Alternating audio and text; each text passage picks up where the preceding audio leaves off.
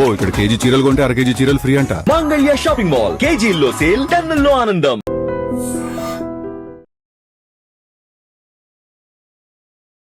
నమస్కారం, welcome to I dream. ధర్మ మార్గం విత్ విజిత కార్యక్రమానికి స్వాగతం.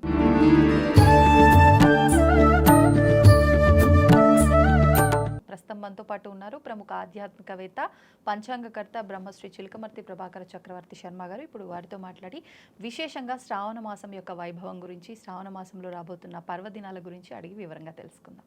నమస్కారం అండి. నమస్కారం అమ్మా. మరి ఇక శ్రావణ మంగళవారాలు మంగళగౌరి వ్రతం ఆచరిస్తూ ఉంటారు, కానీ చాలా మందిలో సందేహం, ఎవరైనా ఆచరించవచ్చా, నూతన అంటే కొత్తగా పెళ్ళైన ఆ వధువు మాత్రమే ఆచరించాలా అని చెప్పి, అసలు ఎవరు ఆచరించవచ్చండి? చాలా చక్కటి ప్రశ్న అమ్మా. అసలు యథార్థంగా మంగళ గౌరీ వ్రత ప్రాధాన్యత మనం తెలుసుకుందాం.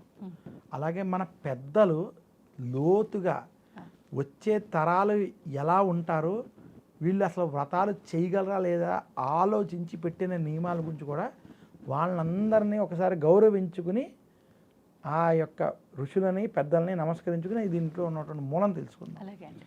అసలు ప్రతి మానవుడు చాలామంది మాకు కుజదోషం ఉంది, రాహుకేతు దోషం ఉంది, మా పిల్లలకి సమయానికి వివాహం అవ్వట్లేదు, లేదా వివాహం దగ్గరకు వచ్చి ఆగిపోతుంది, మా పిల్లలు వివాహం వద్దంటున్నారు, లేదా పోనీ వివాహం చేసిన తర్వాత భార్యాభర్తల మధ్య గొడవలు, మొదటి సంవత్సరం 5 సంవత్సరాల్లో విడిపోయే పరిస్థితులు, లేదా పోనీ వివాహం అయిన తర్వాత సంతానం లేకపోవడం, లేదా పోనీ సంతానం ఉంటే సంతానం వల్ల సమస్యలు. ఈ సమస్యలన్నిటికీ మన పెద్దలు సమాధానం ఇచ్చారు. ఎలా? మీరు కుజ దోషాలు, కుజ శాంతులు, కుజ హోమాలు ఇవన్నీ మీరు చేయలేరయ్యా, పోనీ చేద్దామని డబ్బు ఖర్చు పెట్టలేరు. మనకి సంవత్సరంలో వచ్చే కొన్ని ముఖ్యమైన వ్రతాలు, కొన్ని ముఖ్యమైన దానాలు అవి చేసుకోండి, మీ జీవితాలు ఉద్ధరిస్తాయని చెప్పారు. మనకి ముత్తైదువులు వచ్చినా, ఇంటికి బ్రాహ్మణుడు వచ్చినా తాంబూలం పెట్టడం, శనగలు ఇవ్వడం చేస్తారు. దీనివల్ల గురుబలం, గురువు యొక్క అనుగ్రహం కలుగుతుంది. తాంబూలం వల్ల గురుబలం పెరిగితే, ఒక్క గురుబలం ఉంటే మిగతా గ్రహాల ఏ దోషాలున్నా ఆ గురుడు మనని రక్షిస్తాడు అని శాస్త్రం. శాస్త్రాన్ని పక్కన పెడితే అందులో ఉన్నటువంటి సైన్స్ ఆలోచన మనం ఎలా చేయాలంటే, గురుబలం ఉన్నవాడు శాంతంగా ఉంటాడు. శాంతంగా ఉంటే అవతల మీ మీద ఎవరు తిట్టినా, ఎవరు ప్రతికూలంగా ఇచ్చినా దాన్ని ఎంతవరకు పట్టించుకోవడం, శాంతంగా నాదే తప్పు అయిపోయింది, నన్ను క్షమించి ఇంకెప్పుడు ఇలా అవ్వదని చెప్పి తప్పుకోవడం వంటివి చేస్తాడు. అది గురుబలం వల్ల వస్తుందండి. నేను ఒక ఉదాహరణ చెప్తున్నాను. అలాగే ఈ తాంబూలాలు ఇవ్వడంలో ఇది ఉంది. అలాగే ఈ కుజదోషాలు లాంటివి ఉన్నటువంటి వారు కనుక శ్రావణ మాసంలో మంగళ గౌరీ వ్రతాన్ని ఆచరిస్తే, మంగళ గౌరీ కొంతమందే చెయ్యాలని ఎక్కడా నియమం కాదండి. అదృష్టవంతులు తప్ప మంగళ గౌరీ వ్రతం చెయ్యలేరు. నేను మీతో యథార్థం చెప్తున్నాను. వరలక్ష్మి వ్రతం కూడా అదృష్టవంతులు తప్ప, అక్కడ డబ్బు అనే సెంటిమెంట్ వల్ల చేస్తున్నారు. చాలామందికి లక్ష్మి అంటే డబ్బు అనే అపోహ ఉంది. లక్ష్మి అంటే ఆనందం. ఏం ఆనందం? కొంతమందికి ధనం ఆనందం, కొంతమందికి మోక్షం ఆనందం, కొంతమందికి సంతానం ఆనందం, కొంతమందికి ప్రశాంతంగా ఉండడం ఆనందం, కొంతమందికి వారి కెరియర్ ఆనందం, కొంతమందికి వ్యాపారం ఆనందం, కొంతమందికి కుటుంబంతో ప్రశాంతంగా ఉండడం ఆనందం. ఇలా ఒక్కొక్కరికి ఒక్కొక్క ఇవన్నీ కూడా ఆ లక్ష్మీదేవి కటాక్షిస్తుంది. అష్టలక్ష్ములు, ధనలక్ష్మి, ధాన్యలక్ష్మి, ధైర్యలక్ష్మి, ఇన్ని లక్ష్మిలు ఉన్నప్పటికీ ఒక్క వరలక్ష్మిని పూజిస్తే వరలక్ష్మి వ్రత ఫలితం ఎలా వస్తుందో, అలాగా ఈ మంగళ గౌరీ వ్రతాన్ని ఆచరిస్తే ఈ దోష నివృత్తి జరుగుతుంది. అందుకనే ఇది ప్రతి సంవత్సరం చెయ్యాలి, మన వాళ్ళు చేయగలరో లేదా అనేటువంటి దృక్పథంతో, ముఖ్యంగా పెళ్ళైన 5 సంవత్సరాలే కలిసి ఉండడం కష్టం. ఈ 5 సంవత్సరాలు కలిసి ఉంటే ఇంక తర్వాత 20 సంవత్సరాలు ఏదో రకంగా కలిసి ఉండగలరనేటువంటి సంకల్పం కావచ్చు వాళ్ళకి. కనీసం 5 సంవత్సరాలు మంగళ గౌరీ వ్రతం, మొదటి సంవత్సరం తల్లి వద్ద, మిగతా 4 సంవత్సరాలు అత్తవారి ఇంట్లో చేసుకోమనే సాంప్రదాయాన్ని వాళ్ళు బలవంతంగా కొంచెం రుద్దారని నేను అనుకుంటున్నాను. కానీ మంగళ గౌరీ వ్రతం, చాలామందికి మంగళ గౌరీ వ్రతం మళ్ళీ ఆడవాళ్ళే అనే ఒక అపోహ ఉంది. అసలు మంగళ గౌరీ వ్రతం గురించి మన పురాణాల్లో స్పష్టంగా అసలు ఈ వ్రతం గురించి అరణ్యవాసంలో ఉన్నటువంటి పాండవులకి శ్రీకృష్ణుడు అనేక వ్రత మహిమలు చెప్పాడు.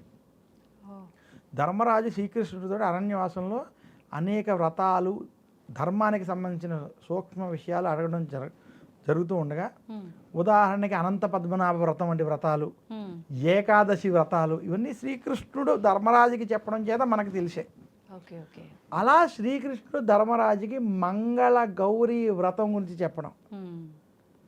ఈ మంగళ గౌరీ వ్రతాన్ని చేసినటువంటి వారు ఫస్ట్ అసలు ఒక కుజుడు చేశాడు, అంటే మగవాడు. కుజుడు గౌరీదేవిని పూజించి మంగళ గ్రహానికి కుజగ్రహానికి ఆధిపత్యాన్ని పొందడం చేత ఈ మంగళ గౌరీ వ్రతం చాలా దాని యొక్క ప్రాధాన్యత తెలిసింది. అందుకనే ఈ మంగళ గౌరీ వ్రతం ఆచరించినటువంటి వారికి కుజ దోషాలు ఖచ్చితంగా తొలగుతాయి. వారు కుజ దోషాలు ఏమన్నా కొంత శాంతించి భార్యాభర్తల మధ్య అన్యోన్యత కలుగుతుంది.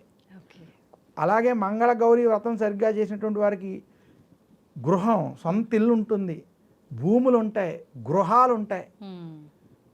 అదేనండి, స్వగృహం కలగాలన్నా మంగళ గౌరీ వ్రతం, ఎందుకంటే కుజుడు అధిపతి.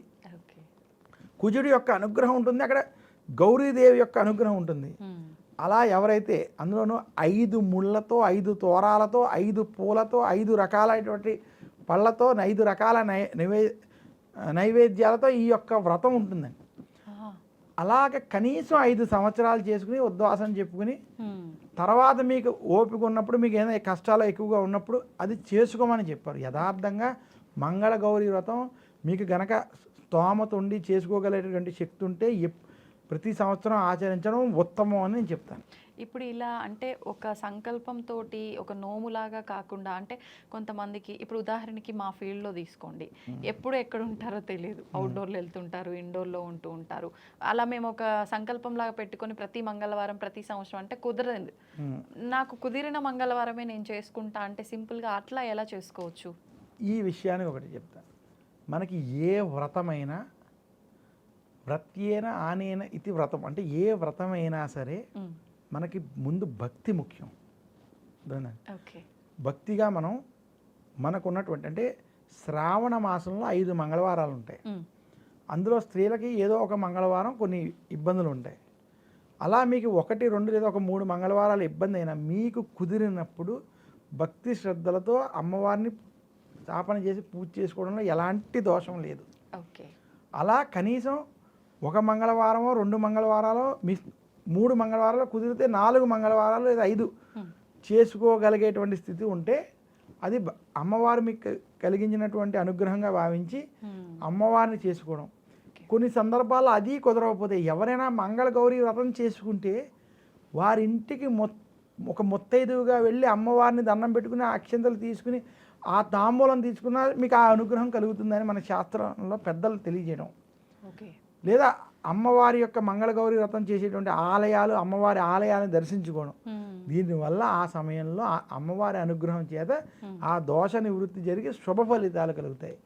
అందువల్ల మనం పెద్దలు అందించినటువంటి ఈ గొప్ప వ్రతాలని మనం భక్తితో ఆచరించడం వల్ల అవి సత్ఫలితాలు ఇస్తాయి తప్ప దానివల్ల ఎలాంటి ప్రతికూల ఫలితాలు ఉండవు. భక్తిగా చేసుకోవాలి. మళ్ళీ చెప్తున్నాను, ఆడంబరాల కోసం చేసుకుంటే, ఆడంబరాల కోసం పెద్ద పెద్ద విగ్రహాలు పెట్టేసి ఇష్టం వచ్చిన అలంకారాలు చేసేసి ఫోటోలు వీడియోలు పెట్టేస్తే అది వ్రతం కాదు. అసలు భక్తి కానీ, జ్ఞానము కానీ, ధ్యానము కానీ, మోక్ష ప్రయత్నం కానీ ఒంటరిగా చేయాలి. ఎందుకనండి? అలా ఒంటరిగా చేస్తేనే ఆ భగవత్ అనుగ్రహం మనకి సిద్ధిస్తుంది.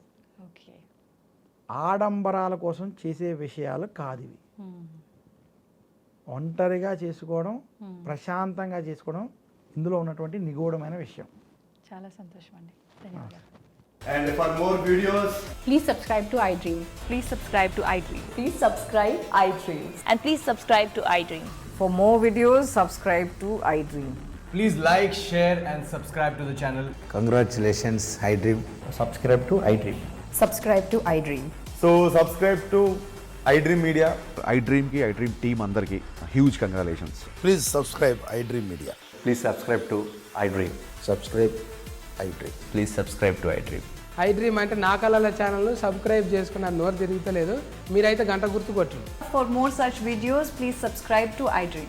Subscribe to iDream. Please subscribe to iDream. Please subscribe iDream Media. Please do subscribe to iDream. Please subscribe to iDream Media. For best entertainment and information, please subscribe iDream. And don't forget to subscribe to iDream.